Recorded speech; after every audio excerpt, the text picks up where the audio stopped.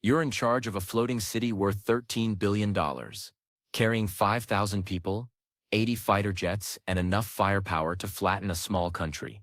Your bedroom, smaller than a college dorm. Your office, packed into a space the size of a walk-in closet. Welcome to the bizarre, surprisingly cramped world of an aircraft carrier captain. Sounds impossible, right? Let's find out how the most powerful person on the world's deadliest warship actually lives.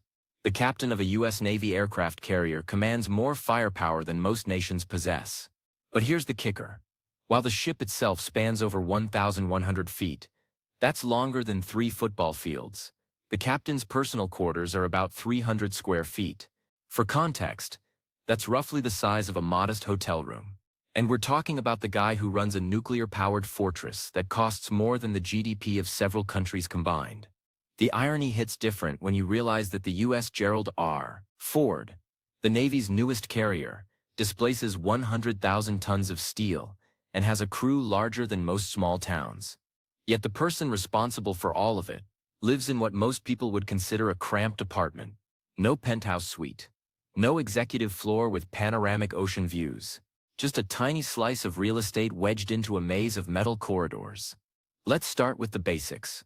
Where exactly does the captain sleep on this floating monstrosity? The captain's cabin sits on the O3 level, which is Navy speak for the third deck up from the waterline. It's tucked near the island, that massive tower structure rising from the flight deck that looks like a skyscraper had a baby with a radar station. Location matters here. The captain needs to be close to the bridge, close to the action, but also in a spot where he can actually think without jet engines screaming overhead every 30 seconds. The cabin itself splits into 3 sections. There's a sleeping area, a small office workspace, and what the Navy generously calls a head, which is military terminology for a bathroom that makes airplane lavatories look spacious. The bed is built into the wall, because when you're floating on a nuclear reactor, space efficiency isn't optional. It's basically a really expensive Murphy bed situation. Except this one comes with the responsibility of commanding America's most advanced weapon system. Now you might be thinking the captain at least gets some sweet furniture or personal touches to make it homey. Sort of. The desk is military-issue metal. The chair is functional, not comfortable. There's a small couch that doubles as emergency sleeping space for when things get hectic. And by hectic we mean situations like flight operations going sideways, geopolitical tensions escalating, or the kind of emergencies that require the captain to be awake for 40-plus hours straight. But here's where it gets interesting. The captain doesn't just have one workspace. The sleeping cabin is for rest and paperwork. The real command happens elsewhere. The bridge sits about 150 feet from the captain's quarters. That's a 2-minute walk through narrow passageways painted in what the Navy calls haze gray. Everything on a carrier is haze gray. The walls, the floors, the ceilings. It's like living inside a monochrome Instagram filter, except the stakes involve international security and multi-million-dollar aircraft. The bridge itself is where the captain spends most of the day. It's crammed with navigation stations, communication equipment, radar displays, and enough screens to make a gaming setup look minimalist. The captain's chair. Yes, there's an actual captain's chair. Just like in Star Trek, sits elevated in the center, giving a clear view of the flight deck and the ocean beyond. That chair? It's not about comfort. It's about visibility and command presence. The captain needs to see everything. The flight operations, the position of other ships in the strike group, and most importantly, the crew needs to see the captain. Leadership on a carrier isn't abstract. It's physical. It's being present when jets are launching, when storms are rolling in, when something goes catastrophically wrong at 3 in the morning. Speaking of things going wrong, let's talk about the captain's actual schedule, because it's absolutely bananas. The average workday for an aircraft carrier captain starts around 5:30 a.m. and ends whenever the crisis du jour gets resolved, which could be 10 p.m. or it could be never. The captain attends morning briefings at 6 a.m. sharp. These cover everything from intelligence updates to maintenance reports to weather forecasts. Then there's a tour of the ship, because you can't command what you don't see. That tour isn't a casual stroll. It's deliberate. The captain checks in with different departments, talks to sailors, inspects equipment, shows up in random spaces, just to keep everyone on their toes. This is a 100,000-ton ship with thousands of moving parts and thousands of people operating them. You don't manage that from behind a desk. By mid-morning, the captain is usually in meetings. Lots of meetings. Strategy sessions with the Air Wing commander. Coordination calls with the admiral in charge of the entire carrier strike group. Briefings with the executive officer, who's essentially the carrier's chief operating officer. Handling the day-to-day grunt work, so the captain can focus on big-picture decisions. Then come the flight operations. And this is where the captain's role gets wild. When jets launch from the flight deck, it's controlled chaos. Aircraft catapult from 0 to 165 miles per hour in 2 seconds. The noise is apocalyptic. The margin for error is non-existent. One mistake and a $50 million FSA-18 Super Hornet becomes a very expensive piece of ocean debris. The captain doesn't fly the planes, but the captain owns every decision that puts them in the air. Launch sequences happen multiple times daily. The captain monitors everything from the bridge: wind speed, deck temperature, aircraft weight, fuel loads. It's like conducting an orchestra, except the instruments are supersonic war machines, and the concert hall is a pitching deck in the middle of the ocean. And here's the thing most people don't realize. The captain isn't just managing flight ops.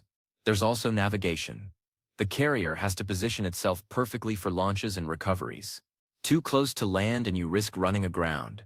Too far from the mission area and you waste fuel and time. The ocean doesn't have road signs. It's constantly moving. Weather changes hourly. Other ships and submarines are in the area.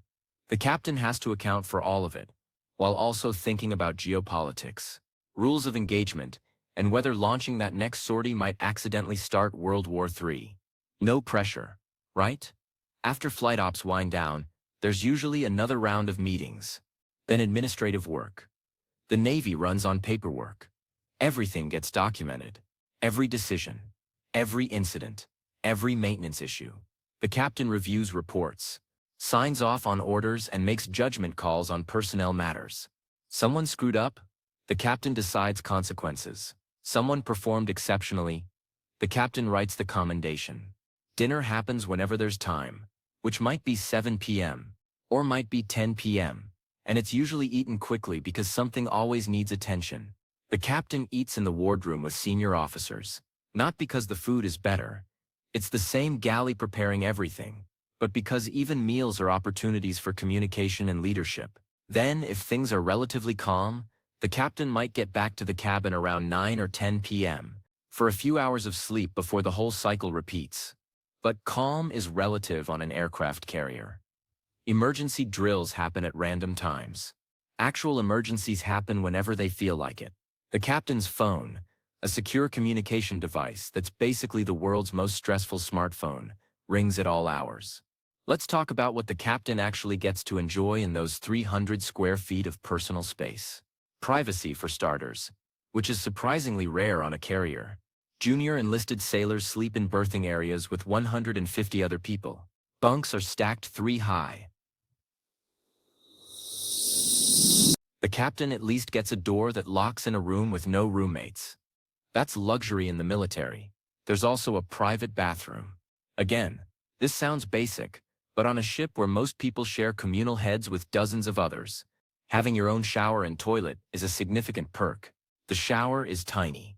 The water pressure is mediocre, and privacy is currency on a floating city. The captain's cabin also has a small refrigerator, usually stocked with water and maybe some snacks, because commanding an aircraft carrier on insufficient caffeine is a recipe for disaster. Some captains keep personal items, photos of family, books, a few mementos from previous assignments, but not much. Space is limited, and the Navy frowns on clutter. One thing you won't find in the captain's cabin: windows. Or, as the Navy calls them, portholes, which means no natural light. It's artificial lighting 24/7. Some captains cope by keeping irregular sleep schedules. Others just accept that circadian rhythms are a civilian luxury. Now, let's address the elephant in the room. The captain is literally sleeping on top of a nuclear reactor. Aircraft carriers are powered by 2 A4W reactors, each capable of producing around 300 megawatts of power. That's enough electricity to power a city of 100,000 people.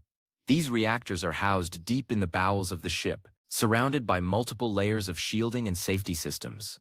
The captain's cabin is nowhere near the reactor spaces, but it's still on the same vessel. Most people would find this terrifying. The captain's job is to not think about it. There are nuclear-trained personnel whose entire purpose is monitoring those reactors. The captain trusts them the same way you trust the pilot when you fly. Except in this case, the captain is also the pilot, the air traffic controller, and the guy responsible if anything goes sideways. The psychological weight of command on a carrier is difficult to overstate. The captain is responsible for 5,000 lives. Some of those lives belong to 18-year-old kids fresh out of boot camp. Others belong to experienced pilots with families back home. Every decision the captain makes affects them all. There's also the geopolitical dimension. Aircraft carriers don't just sail around for fun. They're tools of foreign policy. When tensions flare up somewhere in the world, carriers get sent to remind everyone that the United States Navy exists, and it's very, very capable. The captain's decisions can have international ramifications. Launch aircraft too aggressively and you risk escalation. Not aggressive enough and you appear weak. It's a tightrope walk, conducted on a ship moving at 30 knots. So how do people handle this kind of pressure? Most carrier captains are in their late 40s or early 50s by the time they get the job. They've spent 25 to 30 years in the Navy. They've commanded smaller ships. They've deployed multiple times. They've attended war college. They've proven themselves in every possible scenario the Navy can throw at them. You don't just wake up one day and command an aircraft carrier. You earn it through decades of performance. Even with all that experience, the job is relentless. Former carrier captains describe it as the most demanding assignment in the Navy. Not the most dangerous necessarily, but the most all-consuming. There's no off switch. The ship operates 24/7. Crises don't wait for convenient times. Leadership is constant. And here's something that doesn't get talked about enough. The captain can't show weakness. Ever. Doubts? Keep them private. Stress? Manage it internally. The crew needs to see confidence and competence. Even when situations are chaotic or unclear, the captain is the emotional anchor for 5,000 people. That's exhausting in ways that have nothing to do with physical labor.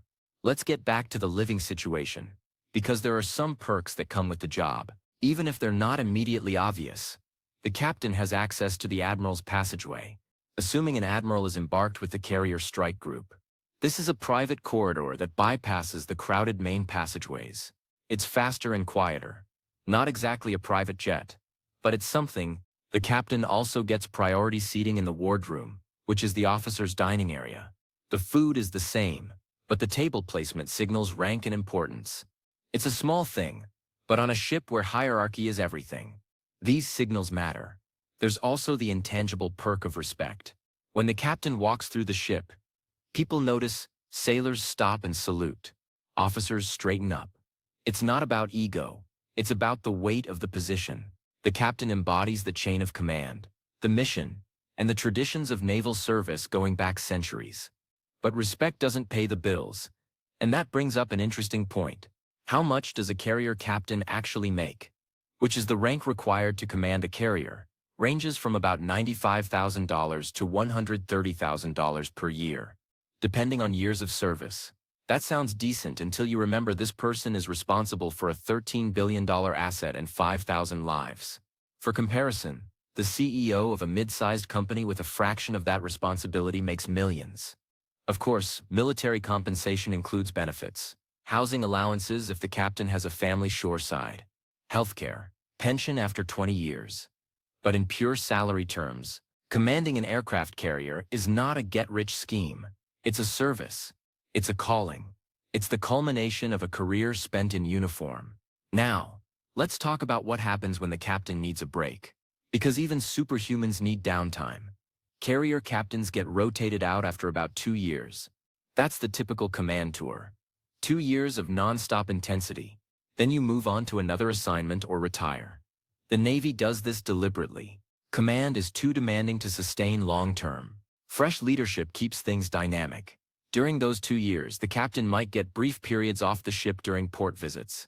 The carrier pulls into places like Japan, South Korea, or various Middle Eastern ports for resupply and maintenance. The captain can go ashore, maybe have a meal that wasn't prepared in a galley, maybe sleep in a hotel bed. But even during port visits, the captain is on call. The ship doesn't stop being a multi-billion-dollar responsibility just because it's tied to a pier. Some captains describe port visits as almost more stressful than being at sea. At sea, the variables are known: weather, operations, maintenance. In port, you add liberty incidents, sailors getting into trouble ashore, diplomatic considerations, and the constant awareness that thousands of people are roaming a foreign city representing the United States Navy. So what does the captain actually do for relaxation in that tiny cabin? Books are portable, and they don't require electricity or internet. Others exercise in the ship's gym, though finding time is challenging. A few play instruments, assuming they brought something compact. One former carrier captain kept a harmonica. Another did crossword puzzles. It's less about the activity and more about having something that occupies the mind without adding stress. Sleep, when it happens, is often interrupted. The captain sleeps in a uniform or close to it. The phone is always within reach. The mindset is always partially alert. It's like being a parent of a newborn, except the newborn weighs 100,000 tons and has nuclear weapons. The executive officer, or XO, handles a lot of the ship's daily management, which theoretically gives the captain some breathing room. But the captain still owns every major decision. The XO can manage. The captain must lead. There's a difference, and it's exhausting. Let's zoom out for a second and consider what life on the carrier looks like from the captain's perspective, because it's not just about cramped quarters and long hours. It's about purpose. The captain stands on the bridge and watches aircraft launch into darkening skies. Those pilots are heading into harm's way. The captain put them there. If something goes wrong, if a plane goes down, if a pilot doesn't come back, that weight lands squarely on the captain's shoulders. It's not abstract. It's personal. But there's also the flip side. When missions succeed, when pilots return safely, when the ship executes flawlessly, the captain feels that too. It's pride mixed with relief, mixed with the knowledge that you led well and people trusted you with their lives, and that trust wasn't misplaced. Former carrier captains often describe the experience as the highlight of their careers. Not because it was easy or comfortable, but because it mattered. The decisions were real. The stakes were real. The impact was real. You're not pushing papers in an office somewhere. You're commanding a ship that projects American power across the globe. That means something. So yeah, the captain lives in a 300-square-foot cabin with no windows, eats the same food as everyone else, works 16-hour days minimum, and carries stress levels that would break most people. But here's the thing. Nobody becomes a carrier captain for the accommodations. They do it because it's the pinnacle of naval command. It's the job that defines a career. It's leading at the highest level in one of the most complex and demanding environments humans have ever created. The next time you see footage of an aircraft carrier, remember this. Somewhere inside that floating fortress, in a room smaller than your bedroom, sits a person who controls more firepower than most nations possess. And they're probably drinking bad coffee, reviewing reports, and wondering if they'll get 4 hours of sleep tonight. That's command. That's leadership. That's how captains live on massive aircraft carriers. It's not glamorous. It's not comfortable. But it's one hell of a responsibility. And someone's got to do it.